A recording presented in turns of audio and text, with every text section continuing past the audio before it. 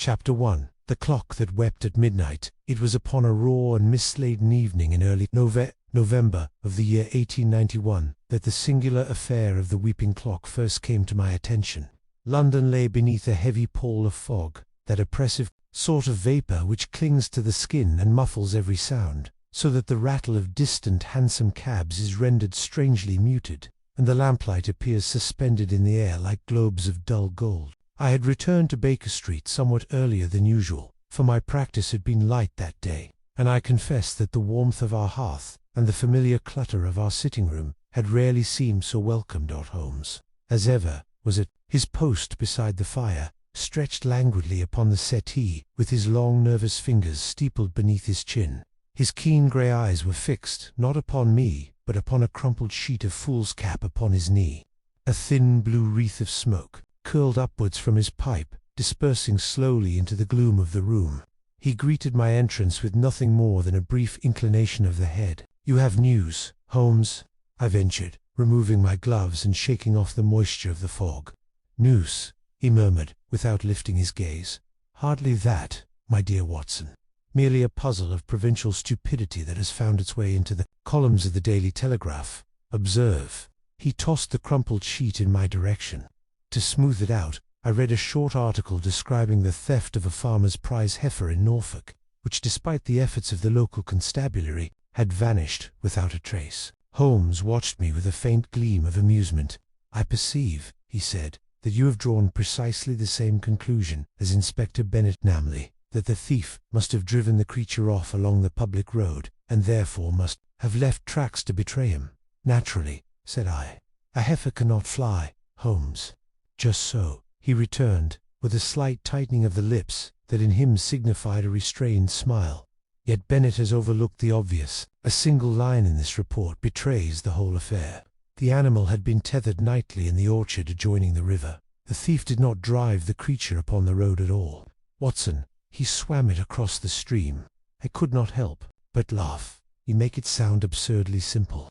"It is absurdly simple," he replied, "but I suspect it will baffle Norfolk for a fortnight yet." Before I could reply, Mrs. Hudson entered bearing a silver tray. Upon it lay a single envelope of thick, cream-coloured paper, the address written in a slanting hand of some elegance. She laid it before Holmes with her customary discretion. "A messenger brought it not 5 minutes past, sir," she said. He seemed in quite a hurry. Holmes took the envelope without haste, examining the seal with his habitual thoroughness. Before breaking it open, his eyes moved rapidly over the contents. Then, with a sudden flash of interest, he sat upright. He exclaimed, "Watson, our evening may prove more diverting than I anticipated. A client will be here within a half-hour, and I suspect she brings a matter most unusual." "A lady?" I asked. He nodded. "Miss Harriet Ushcombe, of St. Dunstan's Square. She writes of a death, a clock that weeps, and the failure of Scotland Yard to discern anything but shadows." "A clock that weeps," I repeated incredulously. Holmes gave a short, dry laugh. "It is rare to encounter an inanimate object with such tendencies. Let us hope Miss Ashcombe can supply a rational explanation, or at least material for one." The fog had thickened to a clammy curtain by the time the bell below rang, heralding the arrival of our visitor. She was ushered into our city, young woman of perhaps 26, dressed with quiet refinement in mourning black. Her face bore traces of recent distress, though her manner was composed and dignified. "Mr. Holmes," she said, tilting her head. "Dr. Watson, I am grateful that you agreed to see me on such short notice." "My time is at your disposal, Miss Ash," Holmes replied, offering her a chair. "Pray, be seated, and tell us as much or as little as you please." She took the offered chair, glancing nervously toward the fire. "I hardly know how to begin. The events of the past 3 nights have been so strange, so dreadful, that I scarcely trust my own recollection." Holmes leaned forward, his gaze intent. "Begin at the beginning, madame. Facts, if you please, unadorned by conjecture." "My uncle, Mr. Tobias Ashcombe," she began, "was the proprietor of a fine house at No. 7, St. Dunstan's Square. He was a man of wealth, eccentric habits, and a collector of rare timepieces. His library contained dozens of clocks, some ancient, some elaborate, all in perfect order. 3 nights ago, shortly before midnight, the household was roused by a most curious sound, a soft, rhythmic dripping that seemed to echo through the corridor. When the servants traced it, they found it emanated from the great clock in the entrance. A tall, carved monstrosity my uncle acquired from the continent some years past. Upon closer inspection, they discovered moisture upon its face. It was as though she hesitated, as though the clock itself were weeping. Watson, this is indeed most extraordinary. And your uncle? Holmes prompted. He was found, dead in his study not 10 minutes later, she said, her voice dropping. Collapsed beside his writing desk, with no sign of disturbance. The doctors say it was apoplexy, but she broke off, visibly struggling for composure. But the police have found nothing amiss. They have suggested burglary, yet nothing was taken. These servants swear no stranger entered the house, and every night since, Mr. Holmes, at precisely 12 o'clock, the same clock has begun to drip again, though no cause can be discovered.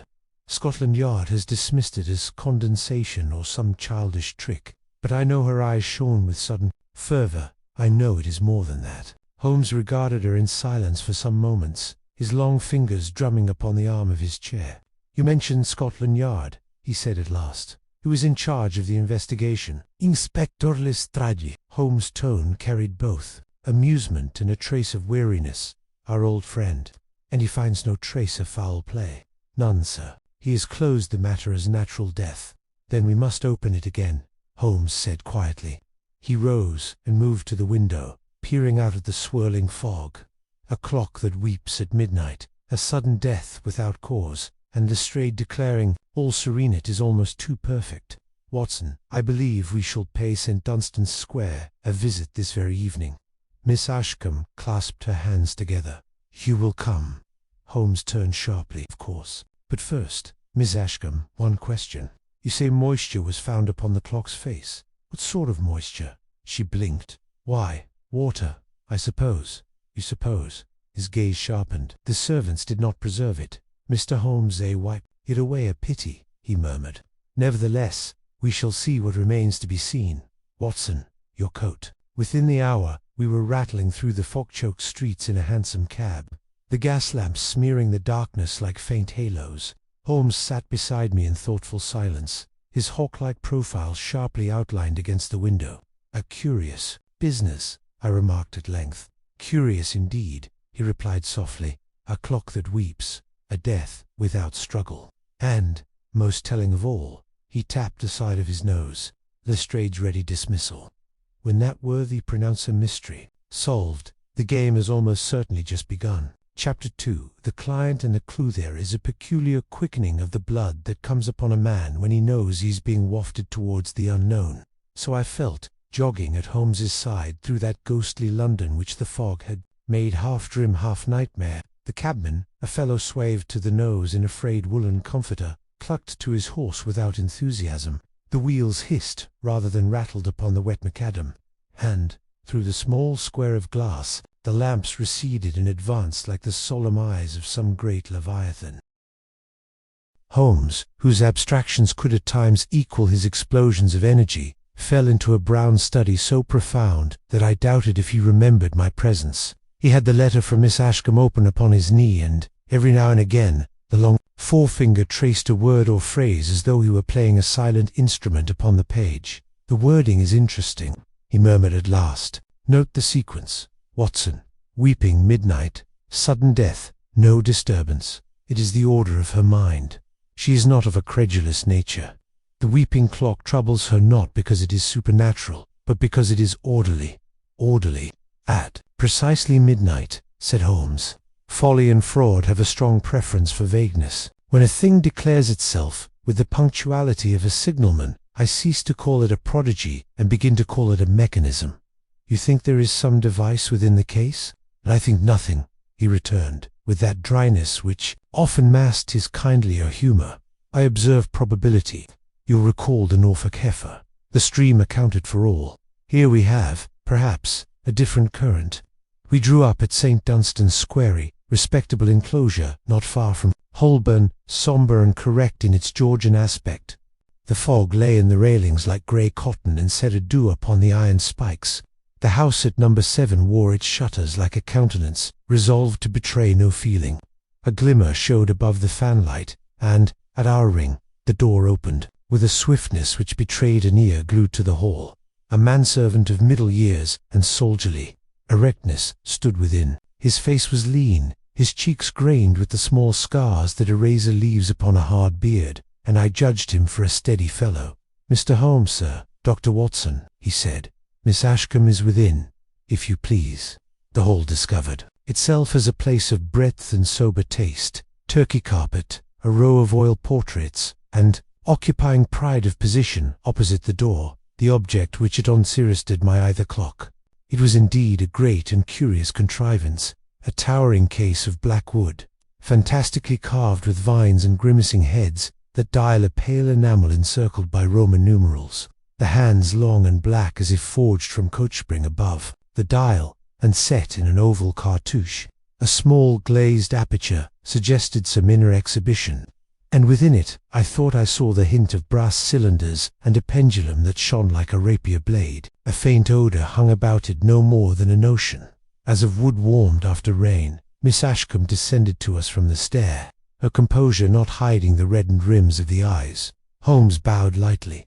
"You are very good to come, gentlemen," she said. "Mr. Lestrade is here, too, I'm afraid. He returns each evening to be satisfied that there is no mischief, an admirable habit in a policeman."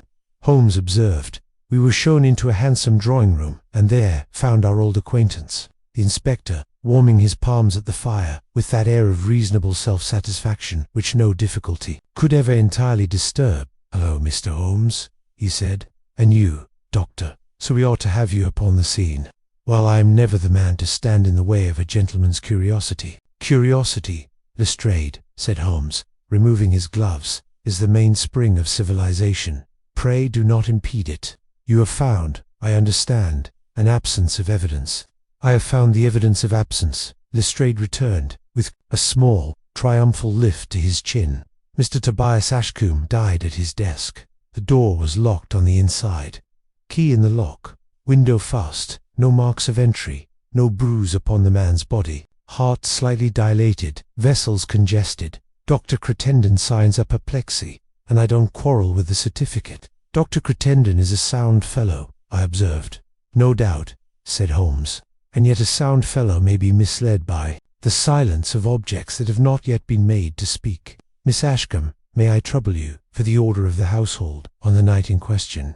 She seated herself, and, with more steadiness than I had hoped, began to recite the facts. Her uncle took supper at 8:30, retired to his study at 9 with a glass of port, and was heard moving there until about 11:15, when the maid carried in fresh coal and found him writing. At midnight precisely the footman, this was the man who had admitted us, heard the dripping sound and traced it to the hall. He summoned the housekeeper. They wiped the moisture from the clock face, and, fearing the old gentleman might be ill, the man rapped upon the study door. Receiving no answer, they tried the handle, found it locked, and summoned Miss Ashcombe. A small screwdriver and a patience that must have seemed dreadful at the time enabled them to remove the inner escutcheon and turn the key. Mr. Ashcombe was within, clepsed at the desk, his head resting upon the crook of his left arm. "Good," said Holmes softly. I knew that in his vocabulary this word rarely expressed approval. It meant rather that a fact had found its place in some inner cabinet of his mind. He rose. "With your permission, we shall see the clock. Afterwards, the study." Lestrade, with a shrug, led the way back to the hall. Holmes approached the monstrous timepiece with the tenderness he might have shown a nervous animal. He did not at once touch it, but crouched and examined the skirting board, the carpentry of the plinth, the fine dust that gathers where a maid's broom seldom goes. He sniffed, turned his head slightly to one side, and then, to my astonishment, held his open hand beneath the dial as though expecting rain.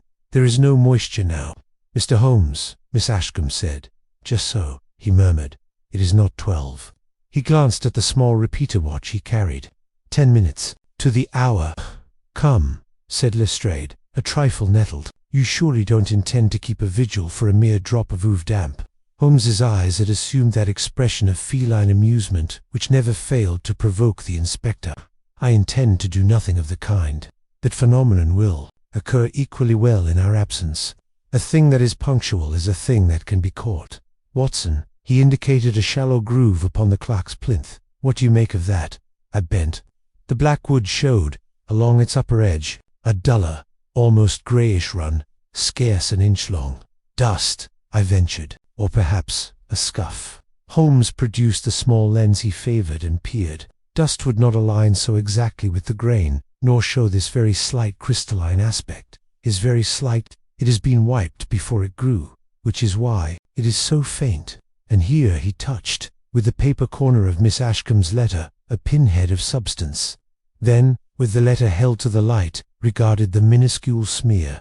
"Humph! What is it?" said the young lady Array. "Suggestion, nothing more," Holmes replied, too easily. "I shall trouble you for a teacup and some very hot water presently, but not yet, Lestrade. You are a man of observation. Have you noticed anything in the odour of the room?" "Odour? There's a damp smell. Old houses have it." "Indeed. And what do new houses have?" Holmes returned mischievously. Then, without waiting for an answer, he took 2 steps back and regarded the die face. He did not, as I half expected, open the case. Instead, he walked the circumference of the plinth, counting softly 12. 12 screws to secure the back. Excessive, foreign workmanship. The pendulum shows a sharper polish upon the left arc than upon the right, do you see? Therefore the case is not quite true, and has been set out by a hair's breadth from the wall that side to cure the beat. Our soldierly friend the footman did that.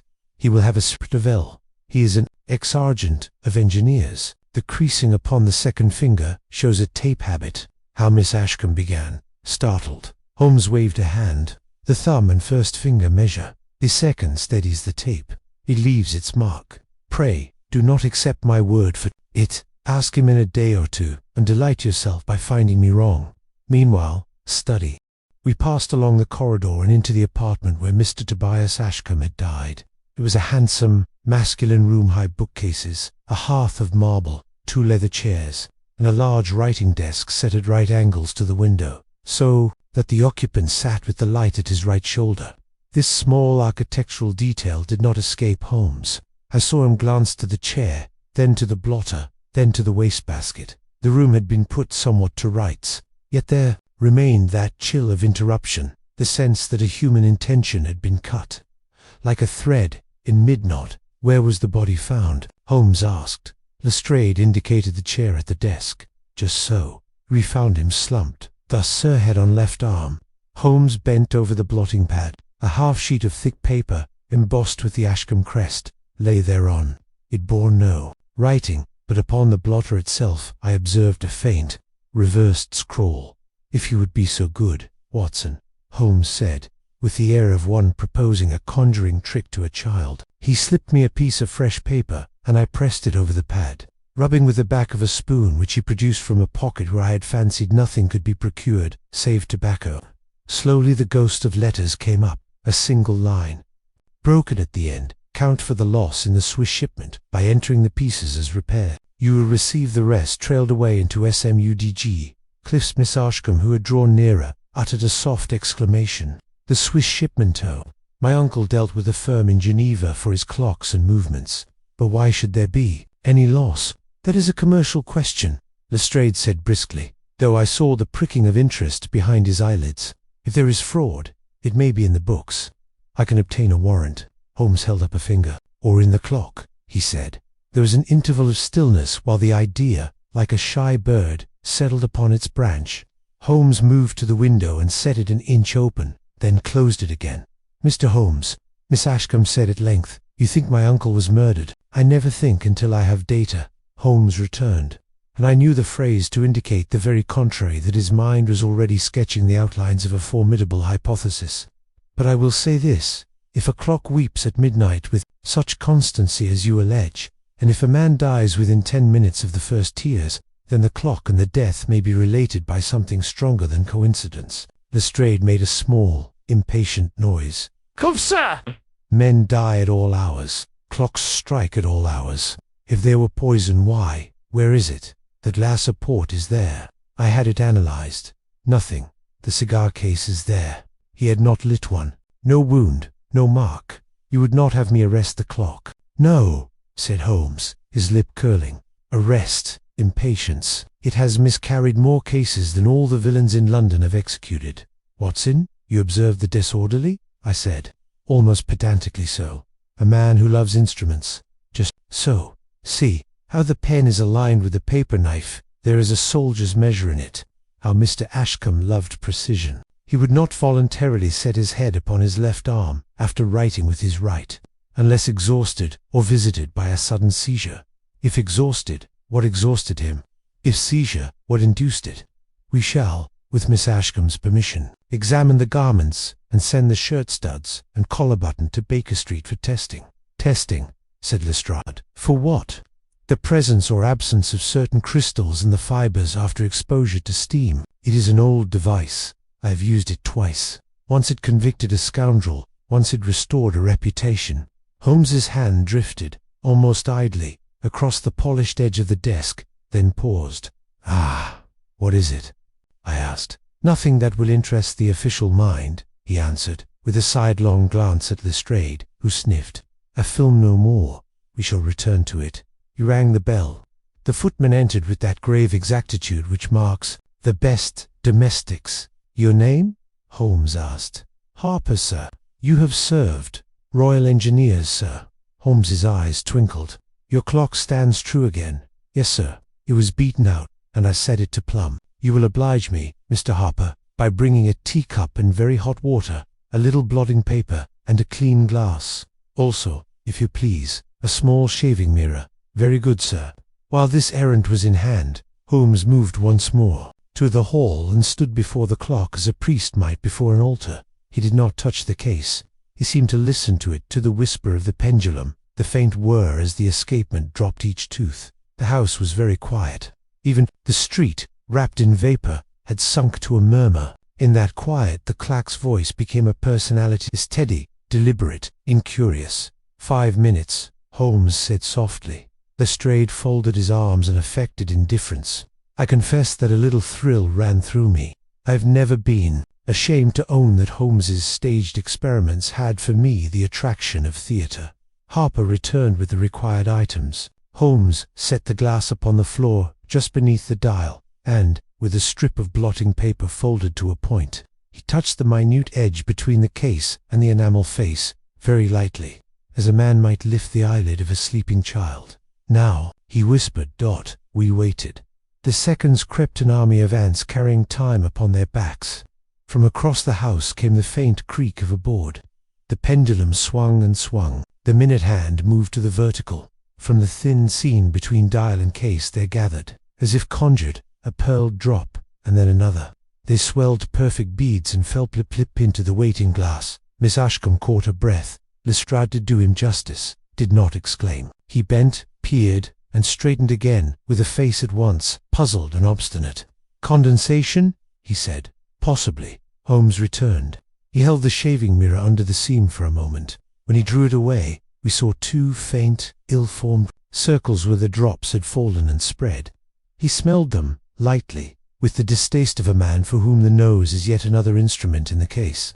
Harper the kettle. Holmes poured the hot water into the teacup, dipped a corner of the blotting paper, and then touched it, now damp, to the mirror's twin rings. A moment more, and the faintest clouding appeared upon the surface, as if a breath had struck. Chilled glass. Ah, said he, so quietly that I thought nothing but I heard it. What is it? I urged, when his eye met mine. A direction post, Watson, not a destination. He turned to Miss Ashcombe with grave courtesy. If I may, shall ask you to lock this hall at night, and allow no hand to touch the clock, not so much as a duster, until I give leave. Post Mr. Harper here at 5 minutes to 12 for the ensuing nights, and let him do precisely as I have done, collecting what falls in a fresh glass each time and covering it. Send the glasses to Baker Street before breakfast. List's brows had climbed. And in the meanwhile, Mr. Holmes, Holmes said, his face settling into that iron composure which always ushered the next movement of his symphony, I shall read your Dr. Crittenden's certificate, examine the books of Ashcombe and Company, and pay a short call upon a gentleman in Clerkenwell who deals in mechanical curiosities. You, Lestrade, will oblige me by setting a watch, not upon the house, but upon the man who will least enjoy being watched. Miss Ashcombe knows whom I speak. Her eyes told me as much when the Swiss shipman was mentioned. The young lady flushed and then steadied herself. You mean Mr. Julius Whodunit, Uncle's partner. Names at the inspector's province, Holmes observed. I deal in relations. Now, if you will indulge me for 15 minutes more, I have a small, unrelated wager to settle. He moved to the stand by the door, where a black umbrella leaned. With the merest glance he handed it to Lestrade. Your umbrella, Inspector, was this evening borrowed by a woman who is neither your wife nor your landlady. She wore new boots, and is a trifle careless with soap. Pray return it to her, or she will deny the liberty and you will quarrel. Lestrade stared. Well, I upon my word, Mr. Holmes. The soap, Holmes explained pleasantly, has left a crescent where a damp glove was placed across the handle.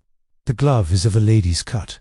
The fresh grit upon the ferrule is of a pale, micaceous character I have seen upon the step of your rooms in Paddington, but the pattern impressed upon it is square in the heel and narrow in the waist new women's boots. The height of the mark suggests a wearer shorter than yourself by a head. Your landlady is tall, your white fiff, you have one taller, a visitor. I trust she will not be offended by your detective's eye. Lestrade coloured, laughed unwillingly, and shook his head. You're the very devil, he said. But there was more good humour in it than ill. Holmes took up his hat. Devils do not collect tear-glasses, he said. Come, Watson, we have our direction pose, to Baker Street and then to Clerkenwell. Miss Ashcombe rose with us. Mr. Holmes, she said softly, will there be danger? In the presence of ignorance, always, he returned, with a rare gentleness, but not, I think, to you. Fear nothing. Fear is a poor counsellor after midnight. We took our leave. As Harper closed the door behind us, the clock resumed its steady heartbeat in the hall, and I could not forbear a last glance back through the fanlight. Thigrid dial gleamed pale as a watching eye. In the street the fog had thinned to a gauze. The lamps burned more steadily, and my friend, drawing his collar up against the damp, set his long stride towards the square's gate with that air of contained purpose which I had come, over the years, to associate with the beginning of the end. Holmes, I said, as we found our cab, what did the little cloud upon the mirror tell you? That water, said he, is sometimes not water. That tears may fall from eyes which have never seen sorrow, and that a clock, when it weeps at midnight, may be keeping time for an appointment neither priest nor physician would choose to keep. He tapped the side of the cab. Drive on. The horse started. The square drifted away. And the case, which already had taken hold of my friend's energies, as I had seen so many others do, opened its jaws to receive us. Chapter 3. Midnight. At St. Dunstan's Square the fog had not yet lifted from London when Holmes and I returned to Baker Street in the early hours of that curious night. The cab rolled through the still, damp streets like a vessel upon a silent canal, and all the while my companion remained as one wholly absorbed. He neither spoke nor smoked. He merely stared into the distance with that hawk-like intensity which told me his brain was at work. I have often marvelled at how Holmes's mind, in the midst of apparent stillness, can spin and weave its intricate web. In such moments, he was less a man and more a calculating engine, assembling fact upon fact, eliminating the impossible, and waiting for the inevitable pattern to declare itself. He threw off his coat upon entering the sitting-room, settled into his chair, and drew toward him the small chemical table that stood in our bay window. The fog pressed thickly against the panes like grey wool. The street lamps were no more than blurred orbs in the murk. I had scarcely hung up my hat before Holmes had set before him one of the tear-glasses collected from the clock. "Watson," said he, "will you oblige me by lighting the spirit lamp? A small flame only." "Thank you. Now observe." He decanted the clear fluid into a shallow dish, then held a length of chemically treated paper above it. For a moment nothing happened.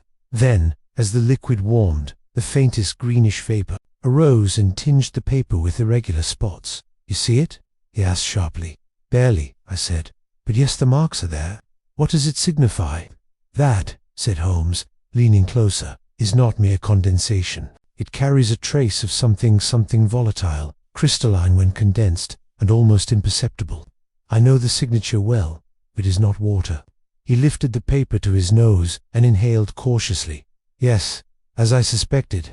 Watson, have you ever heard of Weissblau's compound?" The name stirred some distant echo in my medical training. "A nitrate derivative, is it not? Volatile used, I believe, in certain continental workshops for the preservation of delicate metal parts."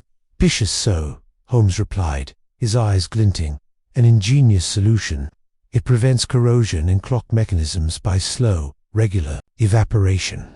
Under ordinary circumstances, its use is harmless. But here, it is being released at a precise hour and in unusual quantities. Why? He paced the room, fingers joined at the tips. It is timed, Watson. The weeping clock is no ghost. It is a signal. But to whom, and for what? Before I could hazard a reply, there came a sharp rapping upon our door below. A moment later, Mrs. Hudson entered, bearing a note upon a silver tray. Holmes tore it open with that surgical quickness of his hat. He cried, "Our friend Lestrade. He reports that Mr. Julius Vardon, the business partner, has been under observation since our departure. At 11 this morning, Vardon received a telegram and left his home in haste. Destination, Clerkenwell." "And where, Watson, do you suppose my mechanical curiosity dealer resides?" "In Clerkenwell," I answered. "Exactly. Vardon knows something about that clock. The question is whether he built it secret or merely fears it." He tapped the note against his palm. "We shall not chase him. Let the Yard have their hour of amusement. Our quarry is not the man, but the mechanism." By nightfall we were once more seated in a hansom cab, rattling towards St. Dunstan's Square. Miss Ashcombe had invited Holmes to keep vigil that evening, for this strange dripping had occurred without fail since her uncle's death. Holmes accepted at once. "I've seen enough to convince me," he remarked as the cab turned into the square, "that the clock is not merely decorative. It is active. It is a participant in this crime." The house greeted us in silence. Miss Ashcombe, pale but composed, met us at the door. She had dismissed the servants save for Harper, the engineer footman, who stood like a sentry in the hall. The great clock loomed against the wall, its carved faces caught by the lamplight, as if mocking us with stony grins. "It begins at midnight," Miss Ashcombe whispered. "Exactly." Holmes checked his watch. "We have 25 minutes. Excellent." He set about the hall with characteristic thoroughness, examining floorboards, moulding, and even the gas fixtures. At one point he lay flat upon the carpet, with his ear pressed to the skirting board, as though listening to subterranean murmurs. At another, he tapped lightly along the wall, counting the echoes. "Not hollow," he murmured. "No hidden cavity. The clock stands flush. But, what's this?" His long fingers had found a hairline crack along the right rear of the clock's plinth so faint, I would have taken it for a flaw in the wood. "A hinge," he whispered Dot with a delicate pressure. He slid a penknife into the seam and pressed. A section of the plinth swung outward like a small door, revealing a narrow recess no bigger than a shoebox, and inside was a single brass canister, neatly affixed to a pipe that ran up behind the clock face. Holmes smiled that thin smile of his, one that always preceded some elegant revelation. "There lies our midnight tears, a reservoir of Weissblau's compound, timed to release through a concealed aperture behind the dial." "But to what purpose?" I asked. "To mark a moment," he said softly. "The precise moment. You see, Watson, if you wished to communicate with an accomplice in the room above you, could set such a device to release its vapor at midnight, every night. No human hand required. A clock that keeps time and sends a signal." Miss Ashcombe, who had watched in horrified fascination, now pressed her hands together. "Then, it is a plot. You believe my uncle was murdered?" Holmes turned to her, his expression grave. "I believe your uncle died at the very instant this..." Cliff began to weep. "The one fact we lack is how..." The minutes crept toward 12. Holmes extinguished all but one lamp, plunging the hall into that dim, ghostly half-light peculiar to London interiors at night. The clock ticked solemnly, its pendulum flashing in the gloom. Harper stood rigid, near the door. Miss Ashcombe sat upon the staircase, wrapped in a shawl. Holmes crouched once more by the clock. His lens flashed briefly as he peered at the joint where the vapor would emerge. "Do not speak," he whispered. The hand touched 12. Plip pliply. Pill-ip dot. The tears fell again. Holmes held a match before the aperture. It flared not with fire, but with a strange, dancing green halo. The vapor was heavier tonight than he did something most curious. He lifted his gaze not at the clock, but at the ceiling above. "Watson," he murmured, "do you perceive the faint line above the cornice?" I craned my neck. "There, almost invisible." He ran a narrow black line along the plasterwork like a hair or thread. Holmes seized the lamp and raised it high. The line was not thread, it was wire. This house, Holmes breathed, contains more than one secret. Miss Ashcombe led us, trembling, to the room directly above the hall. It had been her uncle's private workroom, a place few servants entered. Dust lay upon every surface. A single workbench stood against the wall, littered with cogs, springs, and foreign-looking brass instruments. But what caught my attention was a peculiar iron chair in the center of the room. It was stoutly built, with metal armrests and a headrests like that of a dentist's chair. A thin copper wire snaked from the headrest through a hole in the floor directly above the clock. Holmes circled the chair slowly. He placed his hand upon the headrest, then drew it back sharply. "Feel this, Watson." I did. It was cold, but with that peculiar cold that speaks not of temperature, but of conduction, like touching a brass doorknob in winter. "This," Holmes said softly, "is not a chair. It is a conductor, a transmission device." "You mean electricity?" I asked. He nodded. "Crude, but sufficient. At midnight, when the vapor is released below, something, perhaps a contact mechanism, completes a circuit, and whoever is seated here," he tapped the headrest. "Cliff Seaves. The message." "All the shock," I whispered. Holmes's eyes burned. "Exactly." As we descended, the clock resumed its steady rhythm. Holmes halted upon the stairs, half turning to me. "Watson, do you note what is missing?" I thought. "The servants." "No. The wires in the study below. They lead only upward." "But what of the reverse from this room to the study? Why build such a device unless it served some purpose?" Mr. Ashcombe sat in his study at midnight, as he had done for years. What if a sat at the receiving end of his own design? He said no more, but I saw the thoughts strike him like lightning. He rushed back into the hall, crouched before the clock once more, and examined the inner recess with feverish precision. Then he straightened, pale but fierce. "Watson," he said, "the clock was not the murderer. It was the trigger." That night ended without arrests or revelations. Holmes refused to explain further. "I have half the picture," he said as we rode home. "The rest lies hidden in Varden's telegram, Ashcombe's business ledgers, and the final act of a man who trusted his clocks more than his fellow men." He leaned back, eyes gleaming beneath the brim of his hat. "But I promise you this, Watson, before the week is out, the weeping clock shall speak, and it shall tell us a tale that Lestrade's tidy theories could never imagine." The cab wheels splashed through the slick London streets, and somewhere behind us, in a house veiled by fog, the great clock struck 1. Chapter 4. The first factor. Following morning dawned with that pearly dimness peculiar to a London winter. The sun, but a rumour behind muslin clouds. I had scarcely finished my coffee when Holmes, who had ignored his own in favour of the viol he sometimes played at his most abstract, laid the bow aside and turned to the mantel where the Morning Post lay in a little drift of envelopes.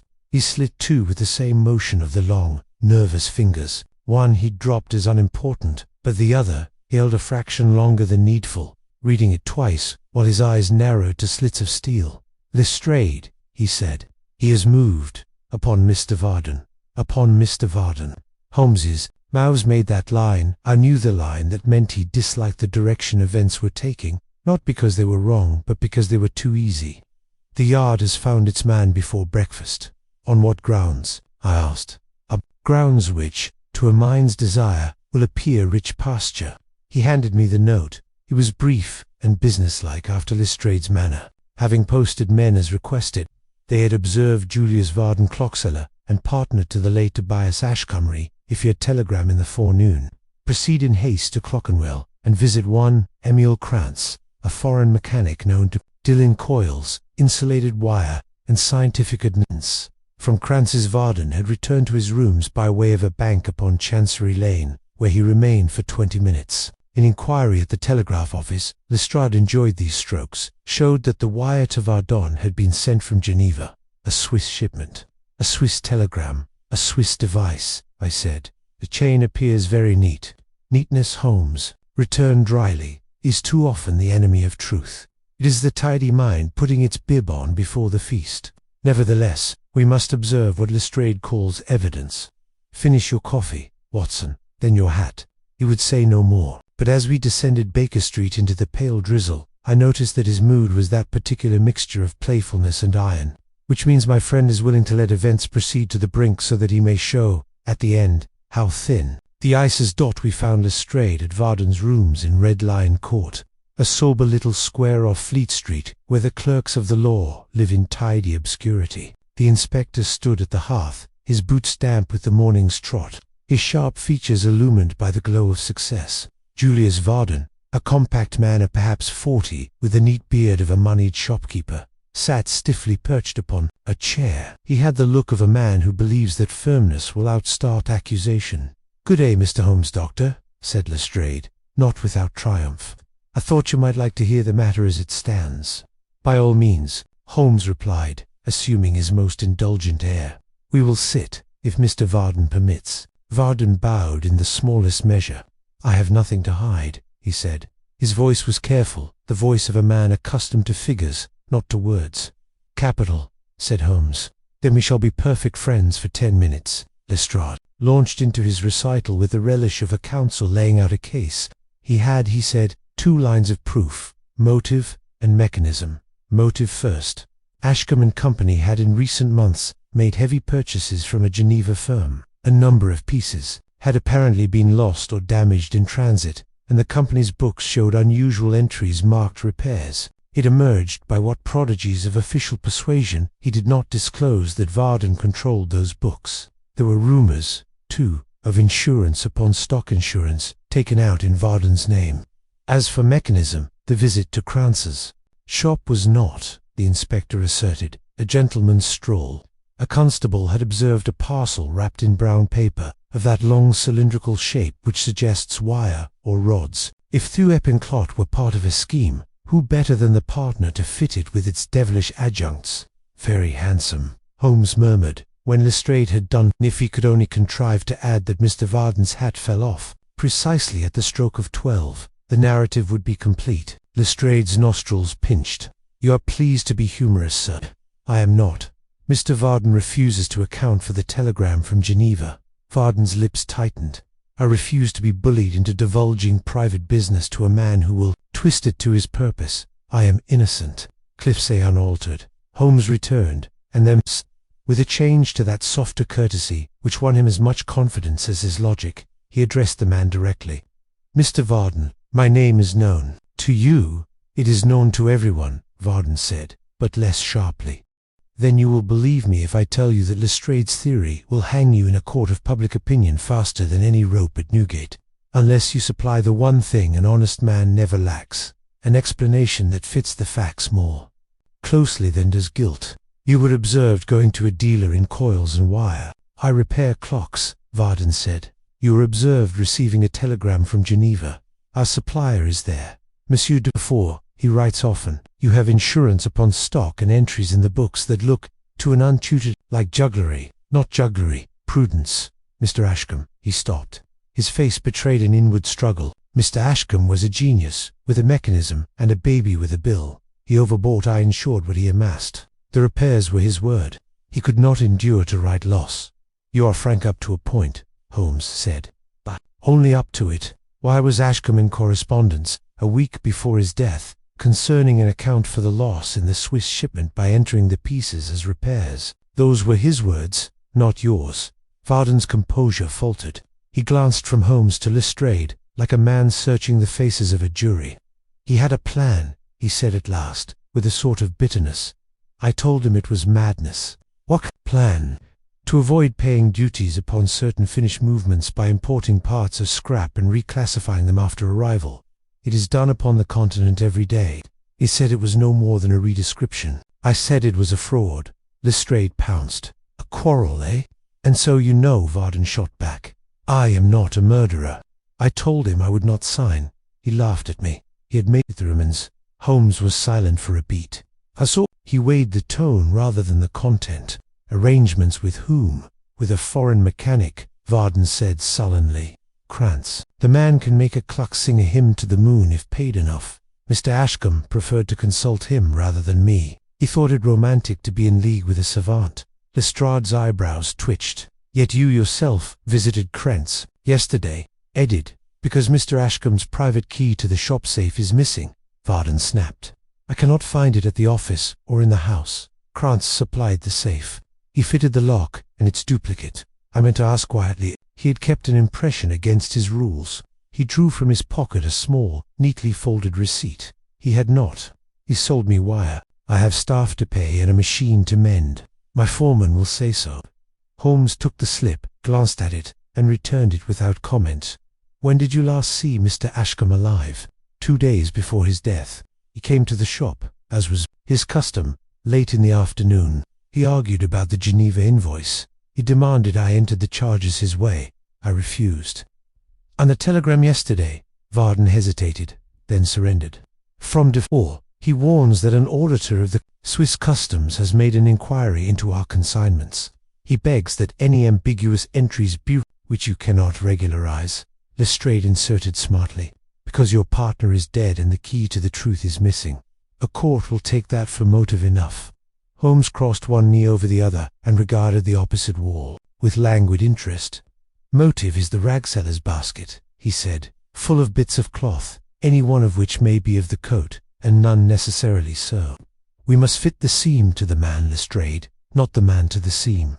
He rose. I will trouble you for 10 minutes in Mr. Varden's office. Lestrade made a face, but, scenting some fresh morsel he might later claim as a joint contribution, consented. Ashcombe and Company held rooms above a narrow frontage, in St. Bright's Passage. The air within possessing that clean, brass-tinged odour, which always speaks to me of industrious hands. Young clerks looked up with white faces when the police entered.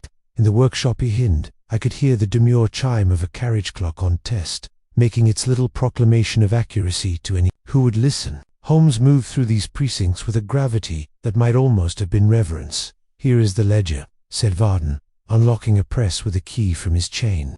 He laid the great book upon the counter and swung it round so that Holmes could read the entries were in a small, exact hand, the clerk's art, trained to the polish of habit. Holmes did not run his finger down the columns, as an accountant would.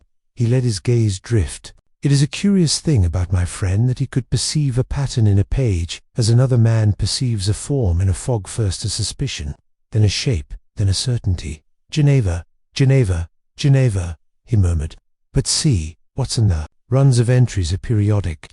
There is a swell every 31 days. That is not the customs steamer. It is the calendar of a man. He ordered in bursts when his mood was high. Your genius, Mr. Varden, had cycles. Varden, who had been biting his lip, looked startled. He did, that is true. He suffered a nervous agitation at intervals. Holmes's forefinger paused. And here 3 months ago an entry for chair. Conductive, experimental. He entered it. Varden coloured. He compelled me. With Krantz as an artist I do not know. The invoice came through me. Holmes shut the ledger with a gentle thud. Lestrade, you have your first suspect? Permit me, in return, a first fact. The weeping clock was constructed to a definite schedule. The canister releases its vapour when a small valve opens, a valve set by a cam inside the works. That cam was not filed by a novice. It was filed by a lover of precision. Mr. Varden is a competent tradesman, but he is not the artist who filed that cam. Lestrade's mouth hardened. Now how do you know that? Holmes's eyes glittered. Because the cam is cut to a cadence. I have seen in 2 of Ashcombe's private pieces, the little skeleton, a regulator in the library, and the carriage repeater that rings the quarters like a Curie boy, late for chapel. The cadence is the man's handwriting in metal. You may arrest the handwriting. You cannot mistake it. Then you would say Ashcombe built his own. Trigger, conductor, signal. Choose your noun. He built something that at midnight was an office. Whether that office killed him is another question. If Mr. Varden had desired his partner's death, he would have chosen the older technology blunt instrument, an open window, and then how would he persuade a clock to cry? No, he would not risk stagecraft he could not control. Lestrade's triumph cooled a degree. Nevertheless, he clung to his line like a bulldog to a trouser-hem. Be as airy as you please, Mr. Holmes. There remains the insurance, the quarrel, the Swiss telegram, the visit to the mechanic, and the missing key. The key. Holmes's languor fell from him like a cloak. Mr. Varden, you say you cannot find Mr. Ashcombe's private key to the safe. Where did he keep it? In a calfskin purse he wore upon a cord beneath his waistcoat, Varden answered. He called it his heart pocket. Holmes's head tilted, and an odd light came into his eye. and when you saw him dead in his chair, was the purse. There. I did not think to look, Varden said miserably. I did, Lestrade put in. Nothing of the kind was found. Then we have reached firmer ground, said Holmes, almost gaily. The key removed from the body after death is an act neither of apoplexy nor of self-help. It is the tiding of a man who does not wish a dead partner to present awkward facts to the living. Such tiding is done quickly, and by one who knows exactly where to look. Varden's face had gone quite white. You mean someone within the house? Holmes bowed a fraction. That conjecture is more robust than most crimes. Servants. Possibly a visitor. Conceivable. A relative. Not to be dismissed. We shall not pluck the fruit before it is ripe. Meanwhile, Lestrade, if you are to make a parade of Mr. Vod in manacles, do it now, while your band can still play in step. In 3 days' time you will march to a different tune. Lestrade flushed. I have authority to hold him for questioning. You have the authority to ruin his reputation. Holmes returned, with sudden chill. Do not abuse it. Pass your constable if you must. Mr. Varden will not fly. He is not a flying creature. I will not run, Varden said, with an effort of dignity. I will present myself wherever required. Holmes's hand came down lightly upon the man's shoulder, a gesture I had seen him reserve for those he believed more weak than wicked. Do so, and send to Baker Street, if you please, the following. The chair invoice. All correspondence with Krantz and Dufour for the past 6 months, and the names of every man who has, in that time, fitted wire within the St. Dunstan's house for any purpose whatsoever. As we departed the office, the carriage clock in the workshop sounded the half-hour with prim correctness. Holmes paused to listen, and, for a moment, his face softened. Clacks, Watson, are the most moral of machines. They cannot lie. But men can make them speak in Outside, the rain had sharpened to a pricking mist. Holmes set his collar and stepped into it, as though into a cold bath. You do not think Varden is guilty? I ventured. I think he is convenient, said Holmes. And convenience is the most dangerous of all coincidences. There is a mind in this matter that delights in precision. There is also a hand that delights in tidiness. The mind made midnight. The hand removed a key. Find me where mind and hand have supped together, and I will show you the author of the weeping clock, and our next move. Back to St. Dunstan, he said, quickening his pace, to look not at what stands in the hall, but at what does not. There is a shadow there which no man has seen because it falls in the right place. We must move the light. He hailed a cab. As we climbed in, I glanced back and saw, at an upper window of the clerk's court, a pale face, withdrawing like a ghost. Whether it belonged to guilt, fear, or curiosity, I could not then tell. But I noted, as Holmes would have had me note, the slight gleam of metal at the throat, a collar pin in the shape of a tiny key. Chapter 5. The hidden clue. Our hansom cab rattled back towards St. Dunstan's Square under a sky of dull pewter. The drizzle of earlier had intensified into a fine, needling rain which soaked the brim of my hat and clung to Holmes's coat like a shroud. He seemed impervious to it. His mind, I could see, had turned inward, as if the rain were no more than the ticking of a distant clock. You are unusually silent with Lestrade, I remarked at length. He gave a short, sardonic laugh. My dear Watson, when a man builds his case upon scaffolding, it is often better to let him finish the tower before pointing out that it stands on air. Varden is convenient. Therefore, he is dangerous, but not to the guilty. You do not believe him guilty? Holmes shook his head. No, his hands are too clean for that, Cam. He is a man who thinks in accounts, not in midnight signals. But, mark me well, someone within that house or moving through it as though born to its shadows knew precisely where Mr. Ashcombe kept his key, what mechanism his clock would obey, and what hour he would keep to the minute. That is not chance. That is choreography. When we arrived at number 7, the house was subdued. Harper, the footman, admitted us, with his usual military correctness. Miss Ashcombe had withdrawn upstairs for the afternoon. The servants went about their duties with that careful quiet peculiar to houses where death had recently walked. The clock in the hall ticked away, its steady, inexorable rhythm. Holmes stood before it once more, his hands clasped behind his back, his eyes half closed. Watson, he said, do you remember the wire above the cornice in the workroom? Yes. And do you remember the faint line on the ceiling, just visible from the hall? I do. He nodded. Then follow me. but quietly. He led me up the staircase and back into the workroom, a strange chamber with its iron chair and scattered mechanical instruments. He lit the gas lamp and adjusted its flame to a low, steady glow. "This room," he said, "is less what it seems than what it conceals." He began to pace in a slow spiral, starting from the chair and moving outward toward the walls. At intervals he knelt, examined the floorboards, tapped the skirting, or scrutinized the plaster. He was not searching at random, and he could see his methodical division of space, his mind slicing the room into invisible segments, like a surveyor marking a field. Presently he paused near the far corner, where the floorboards met at a slight angle, beneath a bookcase heavy with volumes of trade catalogues and mechanical treatises. With a swift, almost feline motion, he crouched and ran his long fingers along the skirting. "Ha," he said softly. "Here, Watson, bring the lamp." I knelt beside him. At first I saw nothing but a slight irregularity, a strip of wood whose paint was a shade newer than its neighbors. Holmes took out his penknife and slid it gently beneath the edge. The board lifted with surprising ease, revealing a narrow cavity beneath. Within the cavity lay a tightly rolled piece of vellum, secured with string. Holmes drew it out with care, unrolled it, and held it flat upon the floor.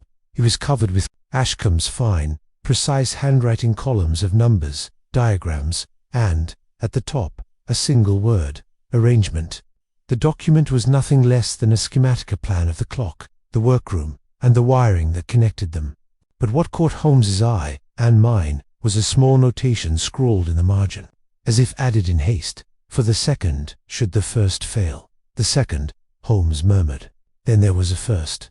He rose abruptly, eyes alight. "Watson, do you see it? The clock is but one part of a pair. A signal alone is useless. It must trigger something, somewhere else." I felt the thrill I had come to know so well, the moment when the fog of mystery parts ever so slightly, and one glimpses the silhouette of the solution. Holmes rolled the vellum and slid it into his coat pocket. "Come," he said. "There is more to find." We descended to the study of the room where Tobias Ashcombe had met his end. Holmes closed the door behind us and stood for a moment in absolute stillness. The air held a faint odor, metallic and cold, like that of an unused celery moved to the desk. It was still arranged with almost painful precision, pen aligned with paper knife, ledger squared, blotting pad at right angles. He circled the chair slowly, then crouched to examine the floor beneath. "The scene of a death," he murmured, "is like a printed page. One must learn to read the spaces between the words." With that, he produced a small folding mirror and placed it upon the floor beneath the desk, angling it upward. He crouched, peered into it, then motioned for me to do likewise. In the mirror's reflection, I saw the underside of the desk, and there, almost invisible to the casual glance, was a small brass fitting screwed into the wood. From it ran a thin copper wire, leading toward the wall. "Good heavens," I whispered. "More wiring." "Yes," Holmes breathed. "This is the receiving point. Ashcombe sat here each night, never knowing, or perhaps knowing all too well, the clock in the hall would send its midnight tier, closing a circuit that reached this very chair." He touched the brass fitting delicately with the end of his penknife. There was a faint click and a small compartment sprang open beneath the desk's edge. Within was a second, keepus identical to the one Vardon had described, save that this one contained no key. Instead, it held a small folded note. Holmes unfolded it and read aloud. "The first, at midnight. The second, when all is ready. Julius cannot know. Keep the ledger clean. T.T. for Tobias," I said. Holmes nodded. "Indeed, but note, Watson, Julius cannot know. That is not the note of a man fearing his partner's betrayal. It is the tone of a man engaged in a private intrigue. Tobias Ashcombe was playing a dangerous game." At that moment, footsteps sounded. In the hall, Harper entered, cap in hand. "Beg pardon, sir," he said to Holmes. "Inspector Lestrade is below. He says there's been a development." We followed Harper down. Lestrade awaited us in the hall, his face wearing the peculiar expression of a man both pleased and unsure why. "We found something, Mr. Holmes," he announced. "Your Swiss mechanic, Cransted." "Dead," I exclaimed. Muded Lestrade said grimly. "His body was discovered in his workshop not an hour ago. Strangled. The place was turned upside down. Whoever did it was looking for something." Holmes's eyes sharpened, and found it. "Perhaps," Lestrade replied. His assistant says a locked drawer was forced. Some papers are missing. Holmes took up his hat. Watson, we must go. Crance's workshop lay in a narrow alley in Clockenwell, a district of ingenious hands and quiet industry. The door stood open. Constables moved in and out like black-coated ants. Inside, the little shop was in chaos. Tools were scattered, shelves overturned, papers strewn like fallen leaves. Crance himself lay upon the floor, his face contorted in a grimace of sudden death. Holmes moved through the wreckage with swift, bird-like movements, touching nothing but observing everything. He knelt by the body, examined the hands, the neck, and the floor around it. Watson, he murmured, note this. No signs of struggle. He knew his killer. Lestrade snorted. Or he was taken by surprise. Possibly, Holmes said coolly, but unlikely. This was a man accustomed to working with delicate mechanisms. His hands are strong, precise. He would not have submitted without some sign. He moved to the forced drawer. The splintered wood told its own story. Inside, amid scattered papers, Holmes found a torn scrap bearing the same handwriting as the vellum from the house, a set of measurements, and a date. November 12th, midnight. That's tonight, I whispered. Holmes's expression became grave. Yes, Watson, the second is nearly upon us. He arose, pocketing the scrap. Lestrade, double your watch at St. Dunstan's. No one enters or leaves without my knowledge. This case has turned a corner. Ashcombe was not merely the victim of some petty fraud. He was engaged in something intricate, perhaps criminal, perhaps desperate, and someone else understood it well enough to kill Crance, to keep that knowledge theirs alone. And Varden? Lestrade asked. Holmes gave a thin smile. Varden is a bookkeeper in a drama about engineers. Let him stew. Our quarry is more subtle. As we left the workshop, the bells of Clockenwell tolled 3. Holmes paused beneath the dripping eaves and looked toward the grey horizon. Watson, he said softly, the first clue lay hidden in the silence beneath the desk. The second has just been torn from a dead man's drawer. Before tomorrow's midnight, the third will speak, and when it does, if we are not there to hear, it may well be too late. Chapter Vi, a second death. It is one thing to follow a mystery through the quiet lanes of deduction, and quite another to feel the chill of death draw closer with each passing hour. That afternoon in Baker Street, the fog gathered once more at our windows, as though London itself had paused to watch the unfolding of the strange drama at St. Dunstan's Square. Holmes paced the hearthrug like a caged thing, his thin fingers steepled, his gaze sharp as a rapier point. On the table lay the items collected thus far: the vellum schematic from beneath the floorboards, the folded note from Ashcombe's desk, the scrap from Crance's ransacked workshop, and a clean glass bottle containing a sample of the midnight tears. Each, on its own, was an oddity. Together, they formed a constellation whose meaning had not yet quite resolved into a star. Holmes stopped suddenly. Watson, he said, what is the hour? 4:30. He nodded. Then there remains little time. The second event is scheduled for tonight. The scrap from Crance's drawer fixed the date, November 12th, midnight. If the first act was Ashcombe's death, then the second, whatever it is, has been in motion since before Crance drew his last breath. I felt a shiver, though the fire burned warmly. And you believe the murderer intends to strike again? I do not believe, Watson. I know, Holmes returned curtly. No one commits a first act with such precision merely to abandon the stage. There is a design here, and tonight we shall step upon the boards ourselves. By evening, Holmes had arranged matters with that quiet thoroughness which often preceded his most daring exploits. Lestrade, though sceptical, had agreed to station men discreetly around St. Dunstan's Square, and Harper was instructed to bar the doors at 11 and admit no one thereafter. Miss Ashcombe received us with a courage that I could not but admire. She had the pale look of one who has not slept, but her manner was composed, even resolute. Mr. Holmes, she said as we gathered in the study, do you believe the house is in danger? I believe, Holmes answered, that someone intends to use the mechanism your uncle built to commit a second crime. What form that crime will take is not yet clear, but we shall know before the night is through. He had brought with him a small leather case from which he extracted several curious objects: a short length of insulated wire, a flat mirror, a folded length of black velvet, and a revolver, which he handed to me without comment. Watson, he said, "Keep this. Do not use it unless I give the word. I have no desire to make a melodrama of the matter. but I foresee that this evening may prove lively. The hours crept slowly toward midnight. The house grew hushed, as though holding its breath. Harper extinguished all but the hallway lamp. Lestrade and two constables concealed themselves in the shadow of the rear garden door, while Holmes stationed himself in the hall near the clock. I was placed in the study, in darkness save for a crack in the door, through which I could observe both the hall and the workroom. Staircase. The steady ticking of the clock was the only sound. 5 minutes to 12. I saw Holmes kneel once more by the clock face, his mirror angled to catch the faintest glimmer of the mechanism. He adjusted something beneath the plinth length of wire.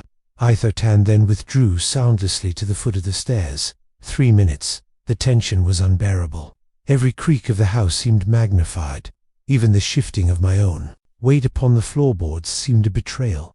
2 minutes. Holmes raised his hand and pointed upward to the workroom. I heard it too, the softest thud of a footfall, deliberate and cautious. 1 minute, then it began. Plip, plip, plip, plop. The tears fell. The vapor rose in its ghostly green shimmer. The midnight signal had been sent, and then above us a sudden crackling sound, followed by a gasp. Holmes was up the stairs in 3 bounds, and I followed him. The workroom door stood half open, the lamp inside guttering low. On the floor near the iron chair lay the body of Harper, the faithful footman, his eyes wide, his face ashen. Lestrade burst in behind us, revolver drawn. "Good Lord, Harper!" Holmes knelt beside the fallen man, placed 2 fingers to the neck, and shook his head. "Dead," he said quietly. "A sudden discharge through the chair, I believe. Watson, the lamp."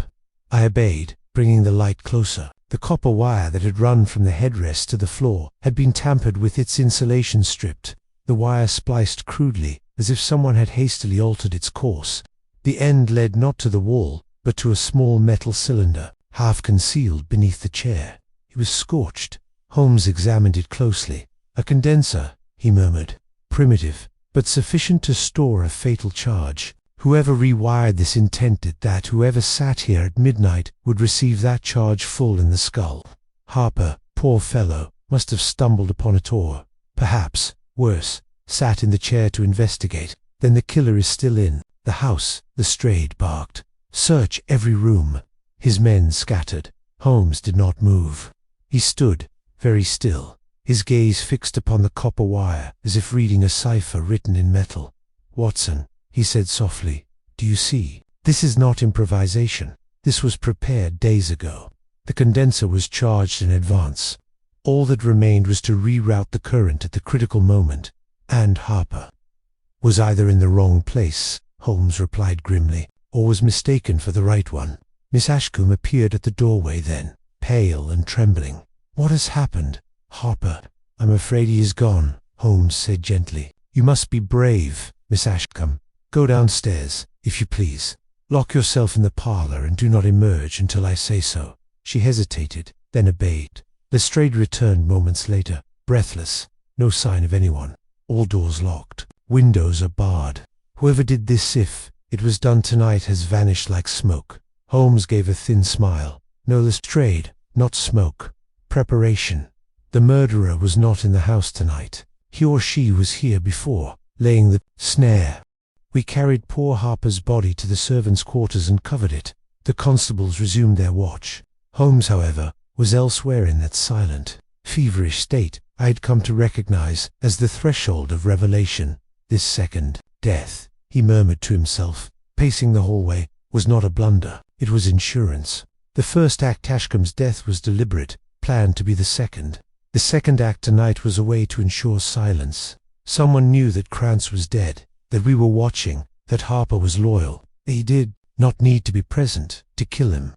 They merely relied on the clock to do the work." He spun suddenly toward Lestrade. "Inspector, search Krantz's workshop again. I want the names of everyone who had access to that condenser, and the wire. Every foot of it." Lestrade, grim-faced, departed to do just that. Holmes turned to me. "Watson, do you remember the vellum? The note on the desk? Both mentioned the second. I believe we have just witnessed it, but not as intended. Harper's death was not the main design. It was the failure of the original plan." "You mean?" "I mean," he said, eyes gleaming, "that someone else was meant to sit in that chair tonight. Someone the murderer wished to remove as cleanly as Tobias Ashcombe himself. I stared at him. Miss Ashcombe? He did not answer at once. Instead, he walked slowly to the clock and placed his hand upon its dark wood. She is the natural heir, he said softly, and she is in possession of something her uncle guarded jealously. The key is missing. The ledger is incomplete. Yes, it is possible, but surely you do not suspect. Watson, he interrupted sharply, I suspect everything until the last piece falls into place. By 3 o'clock, the house was quiet again, though the shadow of the second death lay upon every wall. Lestrade returned near dawn, his coat damp with fog. What? Holmes asked. The condenser, Lestrade said, was of Kranz's make but sold 6 weeks ago to Ashcombe and Company. Varden authorized the purchase, but Kranz fitted it personally in the house. Holmes's smile was cold. So the instrument of Harper's death was introduced by Ashcombe himself. Excellent. Then this is no intrusion from without, but a drama long rehearsed within these walls. As the first faint light touched the fog, Holmes stood before the clock once more. His silhouette was long and lean against the pale windows. I had seen him in many moods, sardonic, triumphant, melancholy, but never quite like this. He looked, at that moment, less a man than the very spirit of reason, standing guard against the encroaching dark. Watson, he said softly, the third act approaches. The first took the life of Tobias Ashcombe, the second, of Harper. The third will reveal the hand behind both, or it will strike again, and this time we must be ready before the clock weeps. Chapter 7. Misdirection deepens. London awoke that morning under a sky the color of tarnished silver. A thin, listless rain fell upon the streets, turning the gaslight reflections into wavering ribbons across the wet cobblestones. Though the city bustled as always, there was, to my mind, a curious sense of tightening around the affair at St. Dunstan Square. The case had shifted, imperceptibly but unmistakably, from an oddity to something altogether darker. 2 men, laid dead, both bound to a clock that seemed less a household ornament than a silent accomplice. Holmes was in one of his most dangerous moods. His movements were quick, precise, almost brittle. He stood, paced, while the coffee grew cold, and when Lestrade appeared shortly after 9, he greeted him with a thin smile that did not reach his eyes. "Well, Inspector," he said, "London breathes, and our murderer—" Lestrade shook off his dripping hat. "Our murderer, Mr. Holmes, is most likely still inside that house, or, at least, that's the Yard's position. The footman's death has convinced my superiors that someone with him, most likely the partner, Varden, laid the trap in advance." Holmes arched an eyebrow. "And you?" Lestrade gave a short laugh. "I've learned, over the years, not to state my mind too loudly when you're about. But I will say this, Varden had the opportunity, the technical knowledge, and the motive. Harper might have discovered something, so Varden set the trap to remove him." "A convenient story," Holmes murmured. "Convenience is the mother of official reports." Lestrade ignored the barb. "We've searched Varden's office. Found a set of copper wire clippings in his drawer, same gauge as that used in the chair mechanist. And there's this." He produced a telegram, creased and damp, "received yesterday afternoon from Geneva. It reads, 'Proceed as discussed. Final installment secured. Midnight must not fail. Signed, Dufour.'" I must confess I stared at the telegram in astonishment. "Midnight must not fail. Why, Holmes? That seems incriminating in the extreme." "It seems perfect," Holmes replied coldly, taking the slip between his fingers. He examined it as one might examine a counterfeit banknote. "To perfect, Watson. Dufour is a businessman, not a conspirator. His correspondence, if genuine, would be couched in commercial euphemism, not melodrama. No, this reeks of misdirection." Lestrade gave a snort. "Forgery. Then, perhaps," said Holmes. "Perhaps not. It may have been sent in his name, without his knowledge, or intercepted and amended. Either way, this little scrap is meant to draw your attention precisely where the real hand is not." We returned to St. Dunstan's Square by late morning. The house stood solemn and shuttered. Black crape still hung upon the door for Tobias Ashcombe, and now Harper's death had cast a deeper pall upon the place. Miss Ashcombe met us in the parlour, her face pale but her carriage resolute. She had slept little, if at all. "Miss Ashcombe," Holmes said gently, "I regret that we must trouble you again, but the circumstances have grown more pressing." "I understand, Mr. Holmes," she said. You believe my uncle's death was not natural? I believe, Holmes replied, that your uncle designed a machine with a purpose beyond mere timekeeping, and that someone, possibly he himself, set in motion a series of events whose end has not yet arrived. She lowered her eyes. I am prepared to hear anything, however dreadful. Excellent, Holmes said softly. Then I will begin with a question. When your uncle died, where were you at midnight? The young woman started. I was in my chamber, upstairs. My maid can attest to that. I heard the servants moving below after the strange dripping began, but I did not go down. Holmes studied her face closely. She met his gaze without faltering. He inclined his head slightly, as if satisfied for the moment, while Lestrade prowled the servants' quarters in search of accomplices. Holmes and I ascended once more to the workroom, the iron chair still ominously central, as though awaiting its next victim. Holmes moved with that quiet, controlled intensity I had come to associate with his most dangerous deductions. He measured distances between the clock face below and the chair above, traced wiring routes with his fingertips. He examined the scorch marks upon the condenser with the care of a jeweler inspecting a flawed diamond. Then, quite suddenly, he froze. Watson, he whispered, look here. He indicated the far wall, where a framed sketch of a Swiss escapement mechanism hung. It was askew by barely a quarter of an inch, detail so minute I might have dismissed it. Holmes reached behind the frame and pressed. The panel gave way with a soft click, revealing a shallow recess. Inside lay a second vellum, smaller than the first, folded tightly. Holmes unfolded it with deliberate care. Upon the parchment was drawn a series of mechanical diagrams, not of a clock this time, but of some triggering apparatus. Alongside were written words in Tobias Ashcombe's unmistakable hand. First signal at midnight. Second, completes the circuit. The third is manual. Control must be retained. Varden cannot be trusted. Beneath this, in different ink, and in a rougher hand, someone had added a single word, tonight. I felt a cold thrill. The third Holmes, there is to be a third act. He nodded grimly. Yes, Watson.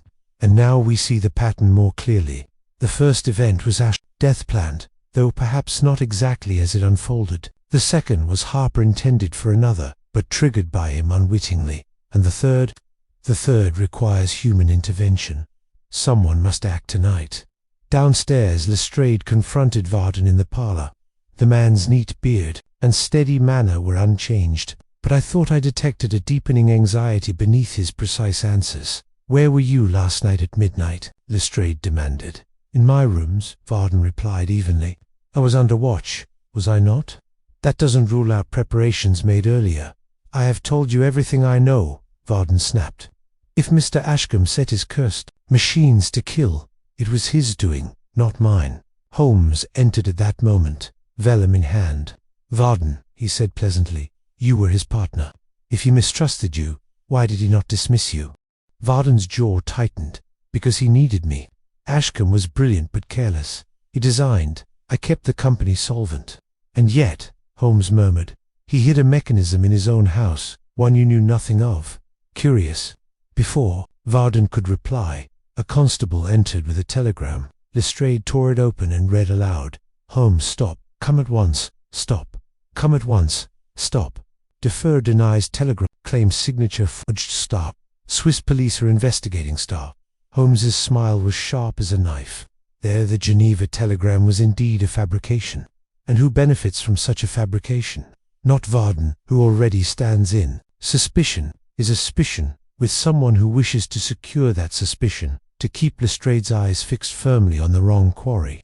Lestrade scowled. You're saying I'm being led by the nose. I am saying, Holmes replied, that the murderer is playing you like a clock, every tick measured, every strike intended. The remainder of the day passed in a state of high tension. Holmes instructed that no one was to leave the house that night, and that all servants would be confined to their quarters under guard. Lestrade placed men at every door and window. Yet despite these precautions, a sense of unease pervaded the house. It was as if the very walls had grown aware of the trap being set. Holmes, for his part, spent the late afternoon seated in the study, his eyes half closed, his long fingers steepled beneath his chin. I have learned to recognize this state of intense abstraction. It is the forge in which his greatest deductions are hammered out. I dared not disturb him.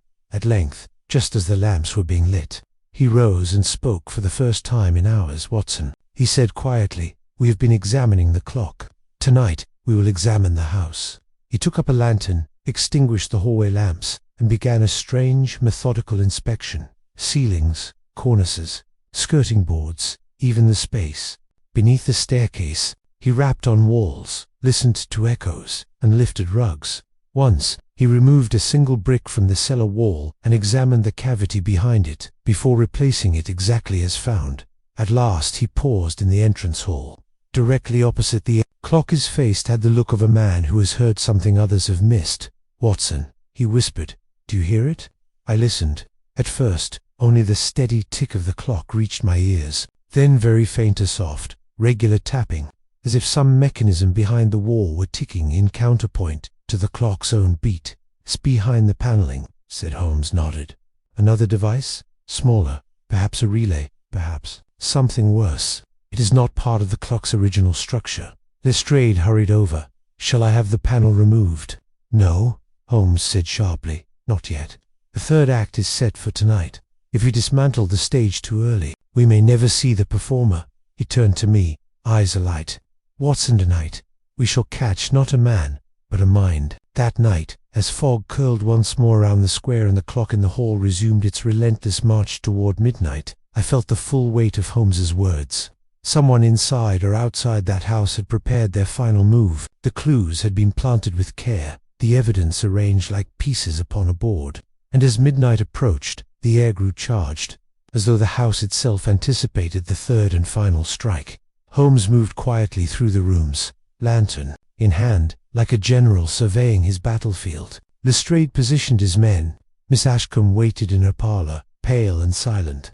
Varden remained under guard in the library, protesting his innocence to deaf ears, and I, watching the great clock in the hall, could not help but think that we were not merely observers of this mystery. We had become its final instruments. Chapter 8. Holmes' Planther. Fog that evening was thicker than any we had yet endured, rolling in heavy billows across St. Dunstan's Square, muffling sound and swallowing the lamplight until the house seemed to float upon some vast grey sea. It was the perfect night for a crime. I could sense Holmes's satisfaction in it. His eyes gleamed in the lantern light as he moved through the house, like a conductor preparing his orchestra. "As he said quietly as we climbed the stairs to the workroom, is the final interval before the last movement. Watson, we shall either catch our Kreml tonight or lose him forever." "You speak as though you expect him to," I said. Holmes gave a thin smile. "I do expect him. He has told us as much only, not in words. Consider, a forged telegram, a precisely timed mechanism, 2 deaths bound to the clock, and a hidden relay in the paneling. These are not the random acts of a frightened mind. This is a program. And when one has composed such a score, Watson, one does not leave the symphony unfinished. The house has a TRAP. By 10 o'clock, every person within number 7 had been assigned their place. Lestrade, with 2 constables, concealed himself in the cellar stairwell, which afforded a clear view of the back door. 2 more men were stationed in the mews. Varden remained under guard in the library, watched by a taciturn sergeant who had strict instructions to admit no visitors and to keep his revolver loaded. Miss Ashcombe, pale but determined, agreed to stay in her parlour under lock and key. She carried a whistle Holmes had given her. 3 blasts would bring the entire household running, and Holmes had chosen the most dangerous position of all. He would be in the workroom, in the chair's shadow, where both the mechanical and the human elements of the plot converged. I was stationed in the hall, behind the clock itself, revolver in hand. From that vantage I could see both the staircase leading up to the workroom and the front door. It was a tense, unnatural arrangement, but Holmes had insisted that every corridor and doorway must be watched, especially those through which no one was expected to pass. "You will not see him enter," he had told me. "You will see him move." The strange PREPRATRN shortly after 10, Holmes emerged briefly from the workroom, carrying under his arm a length of black velvet, the mirror, and a bundle of insulated wire. He crouched before the clock, adjusted something within its plinth, with the delicacy of a surgeon's hand, and ran a concealed wire along the skirting to a small switch hidden behind the stair rail. I watched fascinated, as he then draped the black velvet across the lower portion of the clock like a mourning. The effect was uncanny. Neither upper dial gleamed pale and cold above the darkness, like a disembodied face. "Holmes," I whispered, "what on earth are you doing?" He smiled faintly. "The murderer has relied upon the clerk's Tonight, for the first time, it will deceive him. I have altered the release mechanism, not in its timing, but in its effect. At midnight, the vapor will rise as always, but instead of completing the old circuit, it will close mine. Your circuit. Precisely. A silent alarm. A spark no eye will see, but one that will tell me whether our quarry moves through the workroom or the hall. He believes the house is unchanged. That is his undoing. And the velvet, to obscure the lower face," Holmes replied softly. "He must approach closer than before to see if the clock weeps. He will commit himself." 11 o'clock. The house settled into a tense silence. Outside, the fog pressed against the windows, and the occasional rattle of a cab on the distant street only emphasized our isolation. The clock ticked steadily. Its measured beats seemed almost to mock us. Holmes remained upstairs. I knew him well enough to picture the scene, crouched in the workroom shadows, his keen profile lit by the faint glow of the lantern, every sense attuned. I, for my part, kept my vigil in the hall, ears straining for the faintest sound out of place. It was then that Lestrade appeared, moving softly from the cellar door. "All quiet at the back," he whispered. "No sign of anyone." "Keep your men alert," I replied. "This house has more entrances than a rabbit warren." It gave me a grim nod and melted back into the shadows.